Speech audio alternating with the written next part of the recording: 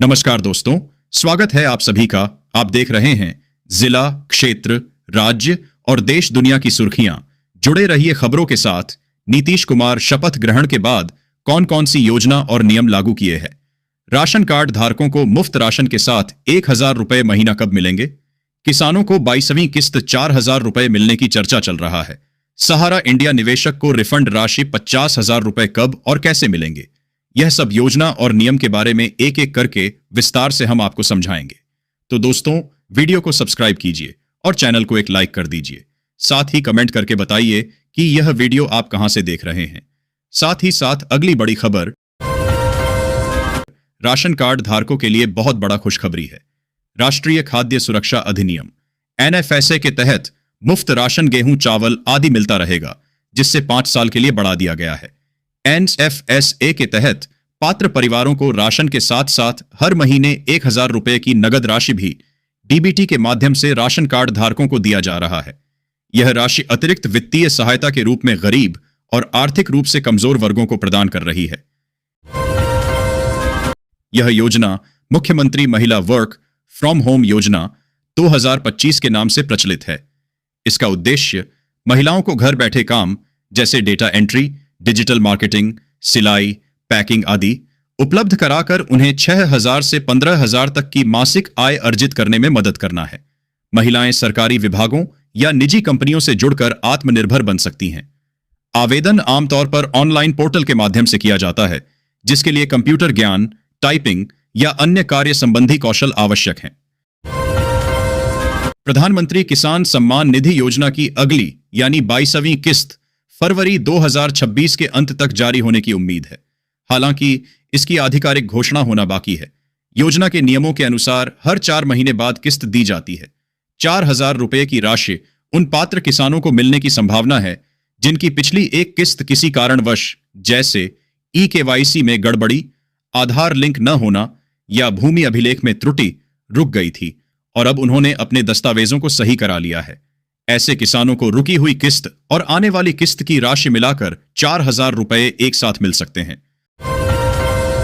सहारा India के निवेशकों को पहले चरण में 10,000 रुपए तक की रिफंड राशि मिलनी शुरू हुई थी।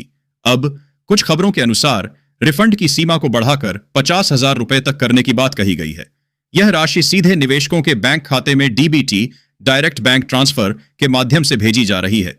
निवेशकों को CRC central register of cooperatives portal पर अपना नाम और क्लेम स्टेटस चेक करने की सलाह दी जा रही है। पेट्रोल, दिल्ली में पेट्रोल की कीमत 103 रुपये 60 पैसे प्रति लीटर और डीजल की कीमत 90 रुपये 6 पैसे प्रति लीटर पर भेजा जा रहा है। वहीं मुंबई शहरों में पेट्रोल का रेट 106 रुपये 135 पैसे और डीजल का रेट 9 रुपये 57 पैसे प्रति लीटर पर स्थित है। कोलकाता में पेट्रोल का रेट 103 रुपये 95 पैसे और डीजल का रेट 90 पैसे, जबकि बिहार राजधानी पटना में पेट्रोल का रेट 100 रुपये प्रति लीटर और चेन्नई में पेट्रोल का रेट 99 रुपये 58 पैसे और डीजल का रेट 93 रुपये 46 पैसे प्रति लीटर पर बेचा जा रहा है। चंपारण के बगहा से शनिवार को बड़ी खबर सामने आई, जहां ईंख काश्तकार संघ बिहार प्रदेश के बैनर तले बड़ी संख्या में गन्ना किसान सड़क पर उतर आए। गोरखपुर बेतिया NH 727 पर किसानों ने हाथों में गन्ना लेकर विरोध प्रदर्शन किया। प्रदर्शनकारी किसानों ने चीनी मिल प्रबंधन और सिस्टम पर लापरवाही का आरोप लगाया और कहा कि लगातार शोषण होने के कारण सड़क पर उतरना पड़ रहा है। कुछ समय के लिए मुख्य मार्ग पर आवाजाही भी प्रभावित हुई। LPG गैस उपभोक्ताओं को बड़ी राहत सरकार ने दी है। आज 6 दिसंबर 2025 को LPG गैस सिलेंडर का ताज कीमत बताया गया है। LPG गैस सिलेंडर के दामों में कुछ दिन पहले भारी गिरावट हुई है। कैलकुलेट करने पर पता यह चलता है कि अब मात्र 590 रुपए में सरकारी गैस कनेक्शन वाले लोगों को गैस सिलेंडर मिलने जा रहे हैं, क्योंकि सरकार कनेक्शन वालों को 387 रुपए की बड़ी सब्सिडी सरकार दे रही है। अगर आपका भी सरकार गैस कनेक्शन हुआ है तो आप भी इस सब्सिडी वाली योजना को लाभ ले सकते हैं। मुख्यमंत्री नीतीश कुमार ने अगले 5 वर्षों में 50 लाख करोड़ रुपए का निवेश करने का लक्ष्य रखा है। उन्होंने कहा कि बिहार को देश के शीर्ष 5 निवेश अनुकूल राज्यों में शामिल किया जाएगा। इसके तहत औद्योगिक विकास, रोजगार सृजन और पूर्वी भारत का नया टेक हब बनाने की योजना है। यह घोषणा औद्योगिक विकास को बढ़ावा देने के लिए एक उच्च स्तरीय समीक्षा बैठक के बाद की गई। उप मुख्यमंत्री सम्राट चौधरी ने गृह विभाग की बैठक में डायल 112 आपातकालीन सेवा के रिस्पांस टाइम को 10 मिनट से कम करने का निर्देश दिया है। इस पहल का उद्देश्य बिहार पुलिस की प्रतिक्रिया को और अधिक तेज व प्रभावी बनाना है, ताकि आपातकालीन स्थिति में नागरिकों को त्वरित सहायता मिल सके।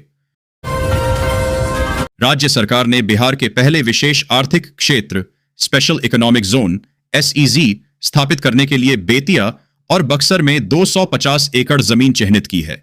इन SEZ में उद्योग लगाने वाले निवेशकों को आकर्षक सुविधाएं दी जाएंगी, जिससे क्षेत्र में बड़े पैमाने पर औद्योगिक और आर्थिक विकास को बढ़ावा मिल सके। शादी विवाह के मौसम में यात्रियों की भीड़ को देखते हुए रेलवे ने पटना और दरभंगा से दिल्ली के लिए 3 TOD स्पेशल ट्रेनें चलाने की घोषणा की है। ये विशेष ट्रेनें यात्रियों को दिल्ली रूट पर आवागमन में बड़ी राहत देंगी, क्योंकि इन्हें सुपरफास्ट ट्रेनों जैसी प्राथमिकता दी जाएगी।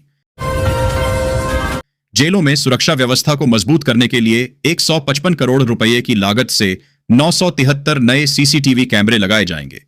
उप मुख्यमंत्री सम्राट चौधरी ने बताया कि यह कदम जेलों में मोबाइल और बाहरी सामान की शिकायतों को कम करने और निगरानी प्रणाली के ऊपर मद्देनजर रखते हुए कदम को उठाया गया है। लोक जनशक्ति पार्टी रामविलास ने बलरामपुर विधायक संगीता देवी को बिहार विधानसभा में मुख्य सचेतक नियुक्त किया। साथ ही डेहरी विधायक राजीव रंजन सिंह को सचेतक बनाया गया है। पार्टी ने संगठन को मजबूत करने के लिए यह कदम उठाया है। बिहार में सड़कों से अतिक्रमण हटाने के लिए चल रहे बुलडोजर अभियान के कारण राजनीति तेज हो गई है। डिप्टी CM सह गृह मंत्री सम्राट चौधरी को कुछ लोग बुलडोजर बाबा या बिहार का योगी मॉडल की उपाधि दे रहे हैं। लोक जनशक्ति पार्टी रामविलास ने प्रकाश चंद्र को बिहार विधानसभा में अपने विधायक दल का उपनेता नियुक्त किया है। यह नियुक्ति पार्टी के भीतर संगठनात्मक ढांचे को मजबूती देने और विधानसभा में पार्टी की उपस्थिति को प्रभावी बनाने के लिए की गई है। विधानसभा चुनाव नतीजों पर पहली बार तेजस्वी यादव ने प्रतिक्रिया दी। उन्होंने कपिल सिब्बल के चैनल पर कहा कि चुनाव में लोकतंत्र हारा है, मशीनरी जीती है, और बीजेपी जेडीयू पर रिश्वत देकर वोट लेने का आरोप लगाया। मुख्यमंत्री नीतीश कुमार द्वारा 10वीं बार CM पद की शपथ लेने की उपलब्धि को world book of records London ने दर्ज किया है। स्वास्थ्य मंत्री मंगल पांडेय ने इसे पूरे बिहार का सम्मान बताया है। डिप्टी CM सम्राट चौधरी ने पुलिस मुख्यालय में सिटीजन सर्विस पोर्टल का शुभारंभ किया। इसका उद्देश्य कानून व्यवस्था को बेहतर बनाना और आम नागरिकों को ऑनलाइन शिकायत दर्ज करने और सत्यापन जैसी पुलिस सेवाएं उपलब्ध कराना है। बिहार सरकार ने राज्य में रक्षा गलियारा, सेमीकंडक्टर विनिर्माण पार्क, मेगा टेक सिटी और फिनटेक सिटी स्थापित करने की कार्य योजना शुरू की है। इसके लिए एक उच्च स्तरीय समिति का गठन किया गया है, ताकि औद्योगिक माहौल तैयार हो सके। मुख्यमंत्री नीतीश कुमार ने राज्य में 3 नए विभाग बनाने की घोषणा की है। इनमें उच्च शिक्षा विभाग और नागर विमानन विभाग प्रमुख हैं। इसका उद्देश्य तकनीकी शिक्षा, अनुसंधान और औद्योगिक विकास को बढ़ावा देना है। जनता दल यूनाइटेड ने अपना व्यापक सदस्यता अभियान शुरू किया है। पार्टी के नेता इस अभियान के माध्यम से 1 करोड़ नए सदस्य जोड़ने का लक्ष्य लेकर चल रहे हैं, जिससे आगामी चुनावों के लिए पार्टी का आधार मजबूत हो सके। सुपौल जिले में 2 बाइक सवार बदमाशों ने पूर्व मुखिया प्रत्याशी को गोली मारकर घायल कर दिया। इस घटना से क्षेत्र में आपराधिक गतिविधियों को लेकर चिंता बढ़ी है। पुलिस अपराधियों की गिरफ्तारी के लिए छापेमारी कर रही है। विभिन्न जिलों में आयोजित जनता दरबार कार्यक्रमों में शिकायतों के त्वरित निष्पादन पर जोर दिया जा रहा है। कटिहार में जनता दरबार में 6 मामलों में से 3 का तत्काल निष्पादन किया गया, जिससे आमजनों को राहत मिली। 7 दिसंबर 2025 से अतिक्रमण करने वालों पर सीधे FIR दर्ज करने की तैयारी है। नगर निगम, जिला प्रशासन और ट्रैफिक पुलिस ने 6 दिसंबर तक अवैध कब्जे हटाने का सख्त निर्देश जारी किया था, जिसमें अब तेजी आएगी। किसानों की आय बढ़ाने और फसल नुकसान कम करने के लिए विशेष हस्तक्षेप योजना शुरू की गई है। इस योजना के तहत किसानों को प्लास्टिक क्रेट, लैनो बैग और फ्रूट ट्रैप बैग पर 80% तक सब्सिडी दी जाएगी, जिससे उनकी आर्थिक स्थिति सुधरे। बिहार सरकार ने राशन कार्ड धारियों को मुफ्त अनाज के साथ साथ हर महीने 1,500 रुपये DBT डायरेक्ट बेनिफिट ट्रांसफर के माध्यम से सीधे उनके बैंक खातों में भेजने की घोषणा की है। यह बिचौलियों की भूमिका समाप्त कर पूर्ण लाभ सुनिश्चित करेगा। राजद नेता तेजस्वी यादव ने चुनाव परिणाम के बाद कपिल सिब्बल के यूट्यूब चैनल पर साक्षात्कार दिया, जिसमें उन्होंने महागठबंधन की हार को प्रायोजित बताया। उन्होंने कहा कि बिहार में लोकतंत्र की हार हुई है। तेजस्वी ने सरकार पर योजनाओं की नकल करने और चुनाव में रिश्वत बांटने का आरोप लगाया, जिसमें 40,000 करोड़ रुपए का वितरण हुआ। बिहार में भ्रष्टाचार के खिलाफ सरकार की कार्रवाई जारी है। गुलजार बाग पॉलिटेक्निक के मेस प्रभारी प्रोफेसर मिथिलेश को विजिलेंस ब्यूरो ने रिश्वत लेते गिरफ्तार किया। प्रोफेसर पर मेस में बने खाने के बिल भुगतान के लिए आपूर्तिकर्ता से 1.5 लाख रुपए की रिश्वत मांगने का आरोप है। शिकायत मिलने पर निगरानी टीम ने जाल बिछाकर उन्हें रंगे हाथों पकड़ लिया। यह योजना विशेष रूप से राज्य की महिलाओं को आत्मनिर्भर बनाने के उद्देश्य से शुरू की गई है। इस योजना के तहत सरकार प्रत्येक परिवार की एक महिला को अपनी पसंद का रोजगार शुरू करने के लिए 2 लाख रुपए तक की वित्तीय सहायता प्रदान करती है। यह राशि महिलाओं को अपने छोटे व्यवसाय जैसे सिलाई, बुनाई, किराना दुकान या अन्य सूक्ष्म उद्योग को स्थापित करने में मदद करती है। इसका उद्देश्य महिलाओं की आर्थिक स्वतंत्रता सुनिश्चित करना और उन्हें समाज की मुख्य धारा में लाना है। यह योजना लखपति दीदी अभियान को भी मजबूती प्रदान करती है। गरीब परिवारों के लिए है जो खुद का कोई छोटा मोटा काम माइक्रो एंटरप्राइज करता है, शुरू करना चाहते हैं। इसका मुख्य लक्ष्य राज्य में गरीबी को कम करना और रोजगार सृजन को बढ़ावा देना है। इस योजना के तहत सरकार चयनित परिवारों को अपना उद्यम शुरू करने के लिए 2 लाख तक की वित्तीय सहायता प्रदान करती है। यह सहायता विभिन्न चरणों में दी जाती है। यह योजना युवाओं को नौकरी मांगने के बजाय नौकरी देने वाला बनने के लिए प्रोत्साहित करती है, जिससे राज्य के औद्योगिक विकास को गति मिलती है। यह योजना उन बेरोजगार युवाओं के लिए है जो इंटरमीडिएट 12वीं पास कर चुके हैं लेकिन वर्तमान में नौकरी की तलाश कर रहे हैं। इस योजना का मुख्य उद्देश्य बेरोजगारी के दौरान युवाओं को आर्थिक सहारा देना है। इसके तहत 20 से 25 वर्ष की आयु के युवाओं को अधिकतम 2 वर्षों के लिए 1,000 रुपये प्रति माह का स्वयं सहायता भत्ता दिया जाता है। इस भत्ते के साथ उन्हें कुशल बनाने के लिए निःशुल्क भाषा, हिंदी, अंग्रेजी और कंप्यूटर प्रशिक्षण भी प्रदान किया जाता है। उच्च शिक्षा प्राप्त करने के इच्छुक छात्रों के लिए एक बड़ा सहारा है। कई छात्र पैसों की कमी के कारण आगे की पढ़ाई छोड़ देते हैं। इस समस्या को दूर करने के लिए बिहार सरकार छात्रों को उच्च शिक्षा जैसे इंजीनियरिंग, मेडिकल या सामान्य स्नातक पाठ्यक्रमों के लिए 4 लाख रुपए तक का शिक्षा आरण लोन प्रदान करती है। यह आरण बहुत ही कम ब्याज दर पर उपलब्ध होता है, जिससे छात्रों को बिना किसी वित्तीय बोझ के अपना भविष्य बनाने का अवसर मिलता है। बेटियों के जन्म से लेकर स्नातक पूरा करने तक उन्हें कई चरणों में वित्तीय सहायता प्रदान करती है। इसका मुख्य उद्देश्य बालिकाओं की शिक्षा को बढ़ावा देना, भ्रूण हत्या रोकना और बाल विवाह पर रोक लगाना है। इस योजना के तहत एक बच्ची को जन्म पर, टीकाकरण पर, कक्षा 1, 2, 9, इंटरमीडिएट पास करने पर और अंत में स्नातक पास करने पर वित्तीय सहायता मिलती है। कुल मिलाकर यह राशि 54,100 रुपए तक पहुंचती है। मुख्यमंत्री कन्या उत्थान योजना के अंतर्गत आने वाली यह योजना विशेष रूप से बालिकाओं को स्नातक की डिग्री प्राप्त करने के लिए प्रोत्साहित करती है। इस योजना के तहत जो बालिकाएं स्नातक ग्रेजुएशन की परीक्षा पास करती हैं, उन्हें बिहार सरकार द्वारा 50,000 रुपए की एक मुश्त प्रोत्साहन राशि सीधे उनके बैंक खाते में दी जाती है। यह राशि शिक्षा पूरी करने के बाद लड़कियों को रोजगार या आगे की पढ़ाई के लिए आर्थिक सहायता प्रदान करती है। अल्पसंख्यक समुदाय के उन छात्रों के लिए है जो 11वीं और 12वीं कक्षा में पढ़ रहे हैं और छात्रावास में रहते हैं। यह उन्हें वित्तीय सहायता प्रदान करती है ताकि वे अपनी पढ़ाई पर ध्यान केंद्रित कर सकें। इस योजना के तहत छात्रों को प्रति माह 1,000 रुपए की नकद राशि मिलती है। इसके अलावा पौष्टिक आहार सुनिश्चित करने के लिए उन्हें प्रति माह 9 किलो चावल और 6 किलो गेहूं भी मुफ्त में दिया जाता है। किसानों को प्राकृतिक आपदाओं जैसे अत्यधिक बारिश, बाढ़ या तूफान के कारण फसलों को हुए नुकसान की भरपाई के लिए वित्तीय सहायता प्रदान करती है। इस अनुदान का उद्देश्य किसानों को नुकसान से उबरने में मदद करना और उन्हें अगली फसल के लिए तैयार करना है। इसमें वित्तीय सहायता की राशि नुकसान की सीमा और भूमि के प्रकार पर निर्भर करती है। वर्षा आधारित असिंचित फसल के लिए 8,500 रुपये प्रति हेक्टेयर, सिंचित फसल के लिए 17,000 रुपये प्रति हेक्टेयर। यह योजना बिहार राज्य के वरिष्ठ नागरिकों को सामाजिक सुरक्षा प्रदान करने के लिए है। यह सुनिश्चित करती है कि वृद्धावस्था में उन्हें नियमित आय का एक स्रोत मिलता रहे, जिससे वे सम्मानजनक जीवन जी सकें। इस योजना के तहत 60 वर्ष या उससे अधिक आयु के सभी वृद्धजनों को जो किसी अन्य पेंशन योजना का लाभ नहीं ले रहे हैं, 400 रुपये प्रतिमाह की पेंशन राशि सीधे उनके बैंक खाते में दी जाती है। यह योजना राज्य में बड़े पैमाने पर उद्योगों को आकर्षित करने और रोजगार सृजित करने के लिए एक बड़ा प्रोत्साहन पैकेज है। यह पैकेज औद्योगिक निवेश को बढ़ावा देने के लिए कई तरह के लाभ प्रदान करता है। इस योजना के तहत सरकार निवेश करने वाली कंपनियों को कई तरह की वित्तीय राहत देती है।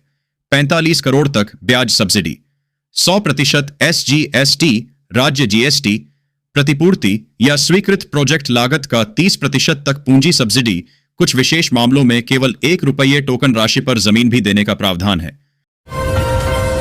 सोना और चांदी के दाम में लगातार बदलाव हो रहे हैं। इन दिनों तेजी का रुख बना हुआ है, लेकिन कभी कभी गिरावट भी होती है।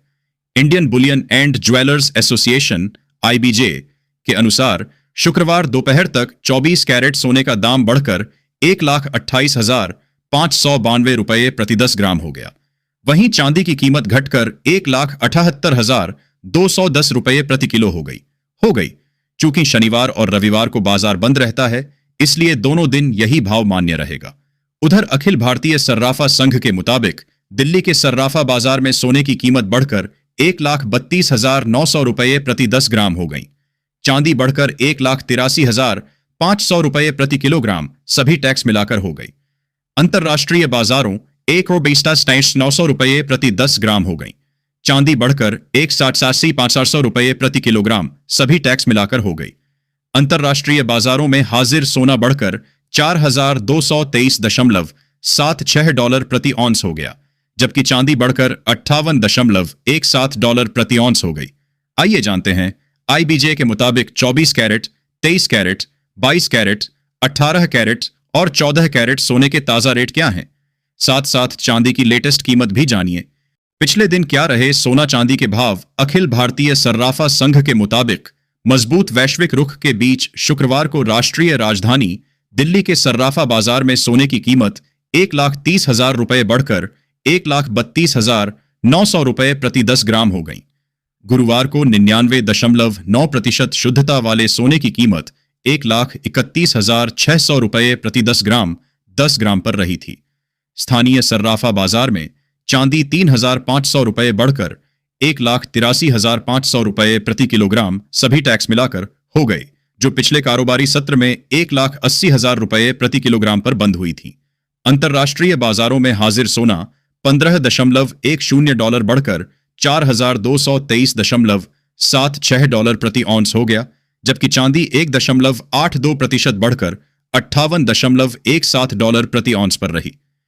पिछले दिन सोना का वायदा भाव मजबूत वैश्विक रुख के बाद शुक्रवार को सोने की वायदा कीमतें 1,30,829 रुपये प्रति 10 ग्राम हो गईं, जबकि चांदी वायदा बढ़कर 1,82,426 रुपये प्रति किलोग्राम हो गई। मल्टी कमोडिटी एक्सचेंज MSEX में फरवरी डिलीवरी वाले सोना के वायदा अनुबंध की कीमत 751 रुपये या 0.58% बढ़कर 1,30,829 रुपये प्रति 10 ग्राम हो गई। इसमें 13,154 लॉट के लिए कारोबार हुआ। बृहस्पतिवार को सोना वायदा 1,30,078 रुपये प्रति 10 ग्राम पर बंद हुआ था। पिछले दिन चांदी का वायदा भाव मार्च 2026 में डिलीवरी वाले चांदी वायदा अनुबंध की कीमत 4,288 रुपये या 2.41% बढ़कर 1,82,426 रुपये प्रति किलोग्राम हो गई। इसमें 14,384 लॉट के लिए कारोबार हुआ। पिछले बाजार सत्र में यह 1,78,138 रुपये प्रति किलोग्राम पर बंद हुआ था। वैश्विक स्तर पर सोने चांदी का वायदा भाव। वैश्विक स्तर पर फरवरी डिलीवरी वाले कॉमेक्स सोना वायदा का भाव 17.45 डॉलर बढ़कर 4,260.45 डॉलर प्रति ऑन्स हो गया, जबकि मार्च 2026 में डिलीवरी वाला चांदी अनुबंध 2.25% बढ़कर 58.78 डॉलर प्रति ऑन्स पर कारोबार कर रहा था। क्यों बढ़े दाम? न्यूज एजेंसी PTI भाषा के मुताबिक ब्रोकरेज फर्म कोटक सिक्योरिटीज ने एक मार्केट सर्कुलर में कहा कि सोना 4,205 डॉलर से ऊपर कारोबार कर रहा है। क्योंकि निवेशक अगले हफ्ते फेडरल रिजर्व के दिसंबर नीति रुख पर साफ संकेतों के लिए अमेरिकी महंगाई के आंकड़ों का इंतजार कर रहे हैं। इस बीच विश्व की 6 प्रमुख मुद्राओं के मुकाबले डॉलर की मजबूती को मापने वाला डॉलर सूचकांक 0.13% गिरकर 98.87 पर था। इससे अंतर्राष्ट्रीय बाजार में सर्राफा की कीमतों को समर्थन मिला।